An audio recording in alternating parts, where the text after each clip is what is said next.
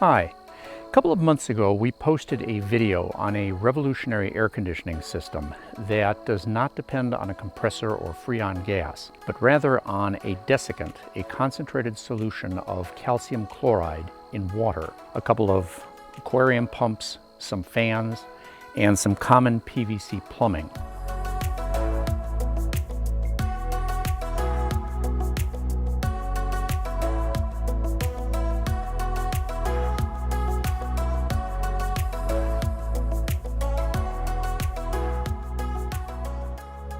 On a benchtop model inside the lab, we demonstrated an electrical efficiency that was a little more than twice as high as a typical window air conditioning system. Based on the fact that that was a pretty successful test and some of the comments by the viewers, we decided to go the next step and actually upgrade the system with some modifications, as well as substantially enlarge it so that we would have the possibility of actually cooling off a residential space.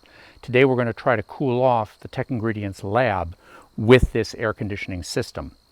Now, if you're interested in the principles, the physics, some of the deep background, you might want to take a look at that video because I go into a fair amount of detail during that video.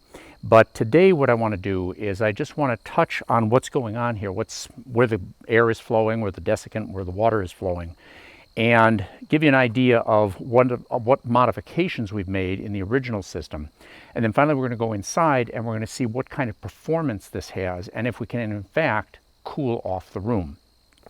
To begin with, what's happening is that room air is being drawn through this lower duct through a centrifugal duct booster. This is a DC brushless centrifugal fan that is typically used for, say, hydroponics or equalizing the flow in, say, a forced air heating system.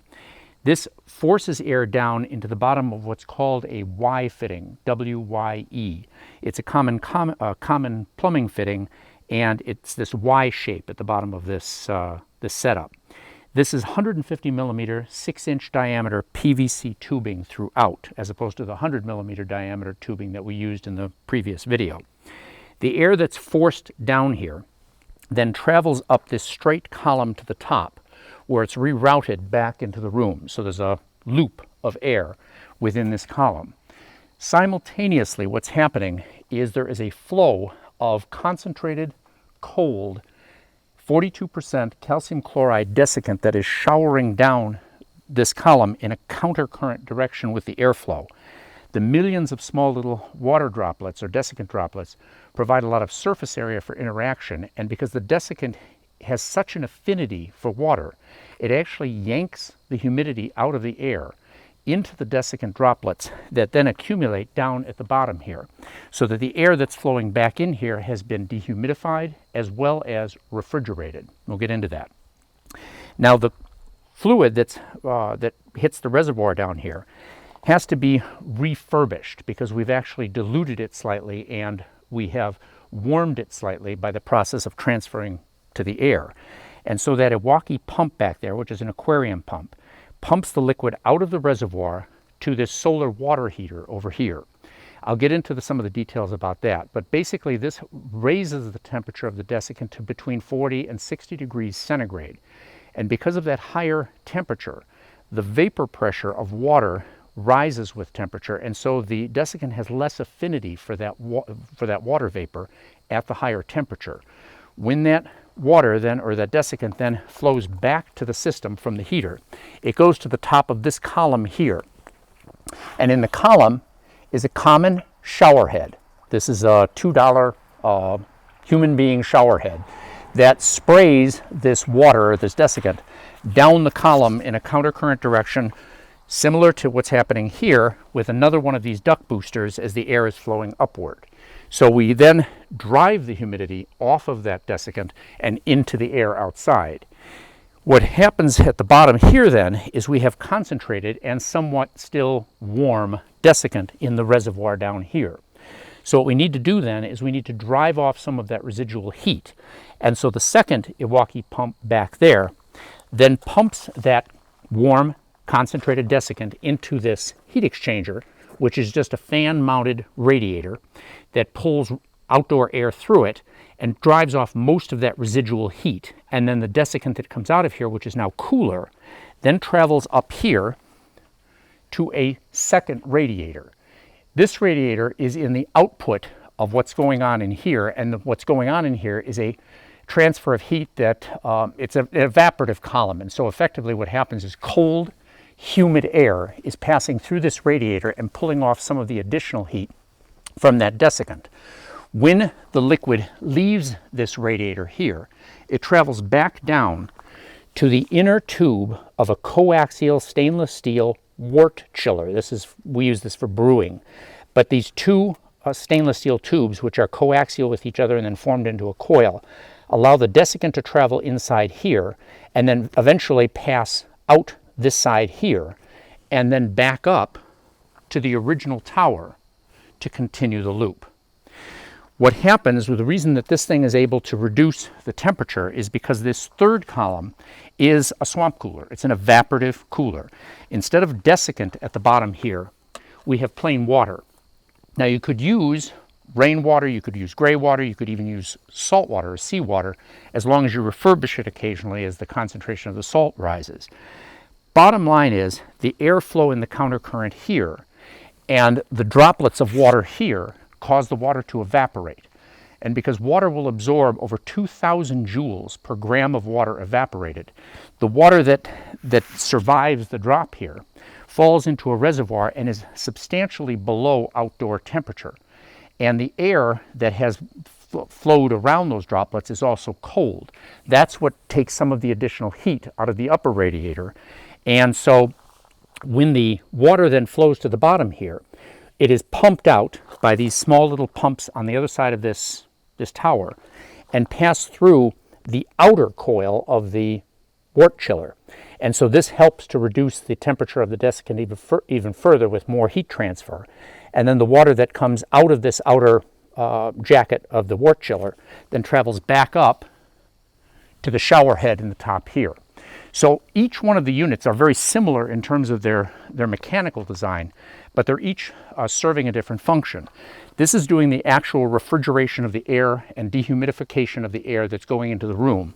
This tower regenerates the desiccant, reconcentrates it, and this provides the evaporative cooling to cool the desiccant below ambient temperature so that what's transferring in this tower over here is not at room temperature, not at outdoor temperature, but substantially below it.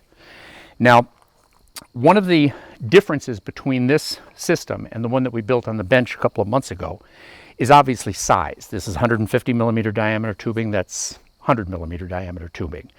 In addition, because we're lifting the fluid higher, and because desiccant is very dense, it's about 1.3 grams per cc, we couldn't use the low-powered 12-volt solar water heater pumps that we used in the original experiment. We had to go to a slightly higher performance pump, and that's why the two Iwakis are back there, just to lift it a greater distance. In addition, we discovered that it's not just surface area for interaction, but it's surface area and volume of airflow. And originally what we had done is we had packed these columns with what are called bioballs. These are little nylon plastic balls. They're made for marine aquaria to provide a large surface area for the interaction of air and water for bacterial or algae growth. And by doing so, we not only provided a lot of surface area, but we also blocked some of the airflow, making the fans less efficient. So by going to the shower heads and using the millions of little droplets with their surface area, we found that we actually got better performance because we got much better airflow, in addition to having still a fair amount of surface area with the droplets. It's also cheaper and easier because you don't have to fabricate a surface area material like we had suggested, or using the bioballs. The other component or important part is that the humidified air that comes off the evaporative cooler, in this case, no longer is inside the room. Originally, we were using this air as the refrigerated air inside the room at the expense of reintroducing some of the humidity that we pulled off in the first column. In this case, we're keeping all of the humidity outside. We're not reintroducing any. And in addition, if there is any kind of bacterial growth, any Legionella growth, anything that would be something you don't want in the air, this stays outside, so we don't have any kind of cross-contamination. The desiccant at 42% is bactericidal. So not only does it filter dust and particles and acts as sort of a mechanical filter for debris, but it also kills bacteria, dust mites, and other kinds of wee nasties that you don't want in your air. So it serves several different functions, and we don't have to worry about the buildup of any kind of contaminants. The desiccant is never consumed unless something leaks or unless it gets particularly dirty and you don't have a filter in the system. It should last theoretically forever. So there's no real cost or consumable in the desiccant. The only real consumable is the water that we're using to provide the evaporative supercooling. Now, the solar water heater that we're using here is an alternative to what we used on the benchtop, which was a small little Bunsen burner to provide heat to drive off the water from the desiccant. But because of the fact that you don't need very high temperatures, you can take advantage of waste heat sources. You can use industrial waste heat. One company in Germany that's building air conditioners like this uses the output from a typical compressor-based air conditioner, the hot airflow, to actually heat the desiccant to drive off the humidity. Another really neat alternative is to use a solar water heater. The advantage with this is it's extremely inexpensive. This unit here cost us about $45 to build. And all it consists of is a loop of high-density polyethylene tubing. There's about 50 meters of it in here. This is a 1.5 centimeter or half-inch ID tubing. Forms a large coil in the bottom of this frame. It's been painted over with some flat camouflage black paint to absorb sunlight. And then it's been capped with an e-glass window. And the process of absorbing the heat, of letting the heat onto the surface here, heats the inside air, heats the tubing. But because the e-glass blocks thermal infrared, that heat can't radiate back out, and so it gets quite hot inside here, and we don't waste the heat by radiating out through this glass. What makes this so cost effective is, even though this is a 1.2 by 1.2 meter or 48 inch by 48 inch square, it doesn't have to be those dimensions. And in order to get the e-glass inexpensively, you can go to, say, a local glass supplier and get some offcuts from other projects that they may have, and then design your box to fit what they have available. Nice thing about that is that we got this for about $5, and the tubing cost about $35 and about a $5 can of spray paint and some lumber, and we have a system that at the equator at noon would absorb about 1,400 watts. And because, unlike a photovoltaic cell, not only does this not contain cadmium, but it costs less, it's something you can do yourself, and has a far higher efficiency. The best photovoltaic panels out there will be around 20 to maybe at best 22% conversion efficiency.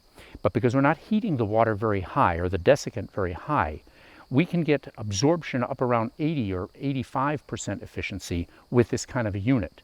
In addition, if you mount this on, say, a roof, it would block some of the heat of the sun that would normally be heating your building, so it kills several birds with one stone. This design was presented on a channel called Desert Sun 02. We'll put a link to the channel below, but they go through a fair amount of detail about exactly how to size this and how to construct this. And it's a nice video. You might want to take a look at that channel. In addition to the water heater system here, obviously you have to invest in some plumbing, you have to invest in some tubing, but it's very flexible how you decide that you want to set everything up. We just set it up like this for the demonstration, but obviously if you were going to do a permanent installation, you might want to do this a little bit differently. Now, before I go in, what I want to do is I want to show you what kind of power utilization we have here. And then I also want to give you an idea of what the weather conditions are out here so we know what to compare to the inside. One other thing that I should mention, I don't want to forget about that, is that thermodynamically this system is less efficient than a regular air conditioner system, thermodynamically. But because the power, the majority of the power that's being used to drive this is from a source that can be essentially free, either waste heat or, again, solar heat, we're not going to include that in the equation for efficiency because we're not paying for that. Once you set this up, you don't have to pay anything. So let's go over here and look at what kind of electrical use we have with this system before we go inside. All right, so down here we have a power meter, and plugged into the power meter we have the distribution block here. The 3 fans are plugged in back here. We have the power supply for the 2 Iwaki pumps back there. And then we have the power supply here that provides 24 volts to drive the solar water heater pumps down there, or the solar water pumps down there, and the 2 fans on the radiator below the table. So let's get an idea of what kind of power we're using so we can use that as a basis for comparison. We'll go through the menu here.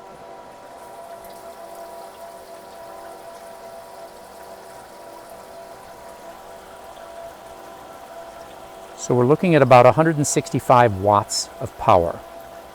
You can hear the water dripping in the background. And before we go in, I'm going to turn on this meter and we're going to take a look at what kind of temperature we have and what kind of humidity outside.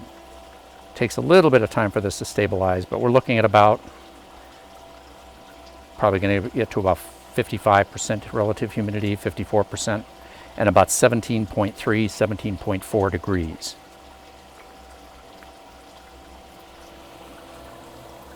Now it's going to take a couple of minutes for all of this to equilibrate because the fair amount of water in the reservoir there takes a few minutes to cool down to optimal temperature.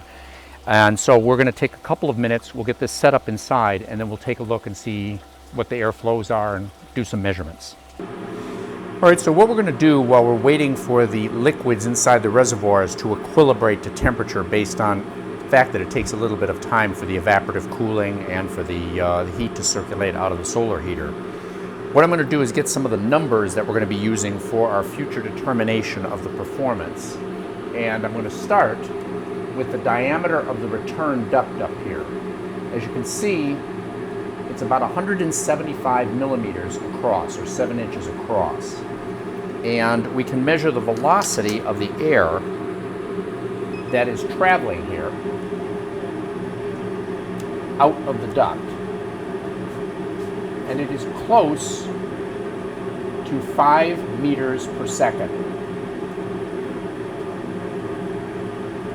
So if we take those two numbers and we look down at this little equation sheet I have here, with a diameter of 175 millimeters, if we do pi r squared, we can determine that the area of the duct is 0.024 square meters. And because we're moving the air at 5 meters per second out of the duct,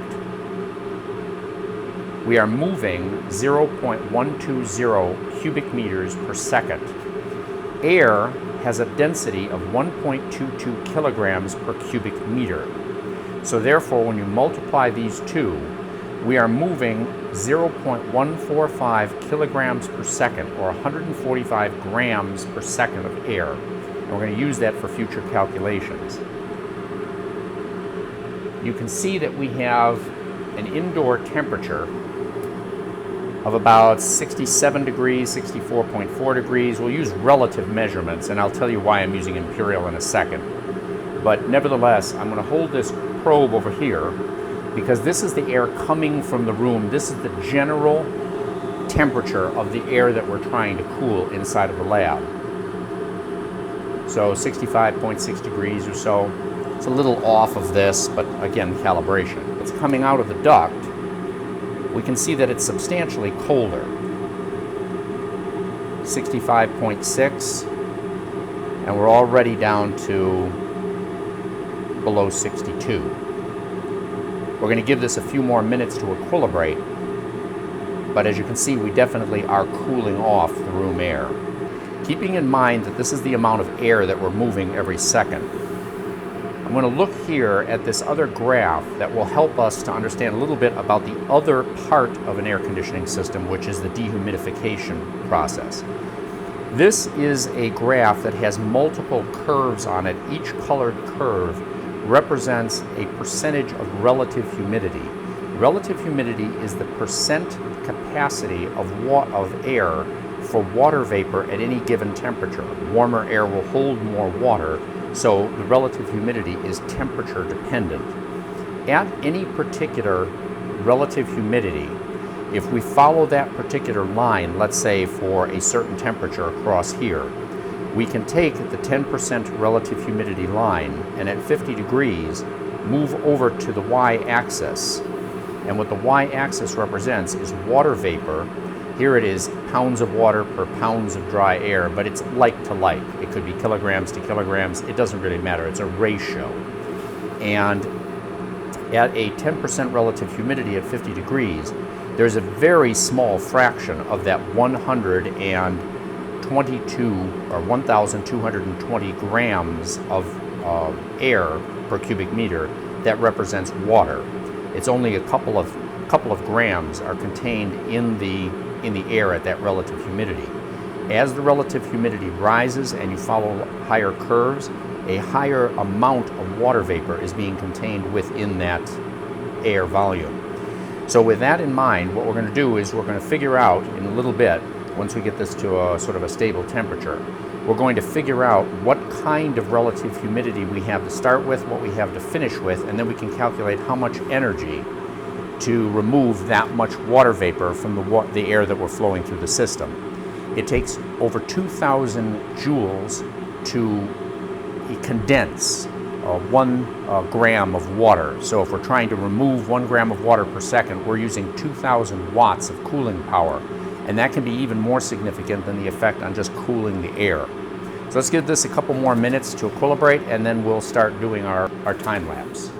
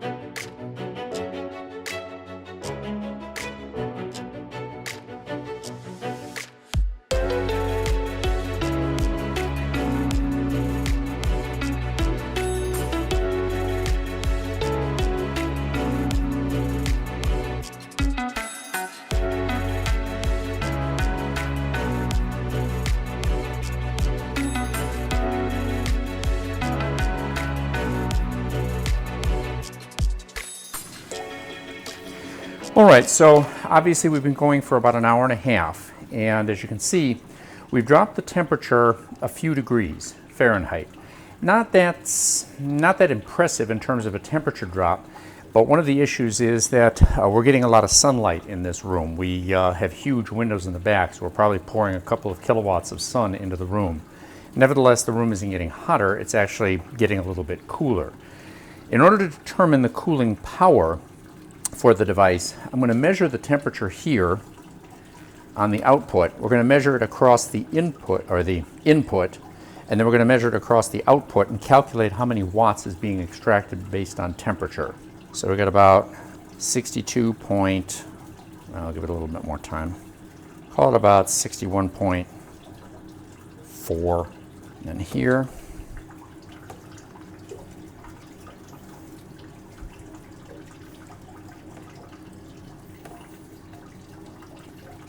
still dropping. And then what I'm going to do is we're going to use the Fahrenheit measures in order to look at the humidity, but I'll change this over to centigrade so we can do the calculation of cooling power on the water, on the air alone. Okay, so let me change this over to centigrade, 12.5 degrees centigrade, and change this over to centigrade, 16.6 degrees centigrade. So we've lowered the temperature about 4 degrees centigrade, and because we are moving 145 grams per second, that means that we are essentially removing 580 joules per second, or 580 watts per second, of heat from the system. Air has a thermal inertia of 1 watt or 1 joule per degree centigrade per gram, so it's kind of easy to do the calculation. So remember, we used 171 watts to power this, and we're getting about 3.6 in terms of the COP for the unit for just temperature reduction. Now if we look at the humidity, we're going to keep this at the Fahrenheit level because of this graph. We'll go back to here. And you remember that when we were at about 65.5 degrees, we had about 46% relative humidity. So in order to use this graph, what we're going to do is we'll start out with the original, which is about 65 degrees. And we're going to look at the original humidity, which would be approximately somewhere between the 40 and the 50 range, which would be the brown line and the green line. So if we trace this 65-degree Fahrenheit temperature up between the brown line and the green line, you can see that we're right about here in terms of the vertical axis. If we trace that over to here, this says that we have about approximately 0.06 ratio between the weight of the air and the weight of the water. And if we figure that the weight of the air is about 1,220 grams, that means that we have about 7.2 grams of water. Now if we look here, we have an air temperature of about 60 degrees. And if we trace that up to about 57% humidity, which would be between the green and the yellow line right here, and trace this over, you can see that we're ever so slightly higher. I mean, it's very, very close. I would say it's almost in the noise because the lines are kind of fat, but nevertheless, it's clear that this system really hasn't removed much humidity from the air. And part of the reason that it has not done so is because of this big wooden structure. There's a lot of humidity that's absorbed into the wood. There is the additional heating that's occurring because of the sun, which is hitting the concrete, and that's also probably driving off a little bit of humidity. The important thing, though, is we haven't added humidity with the process of this test.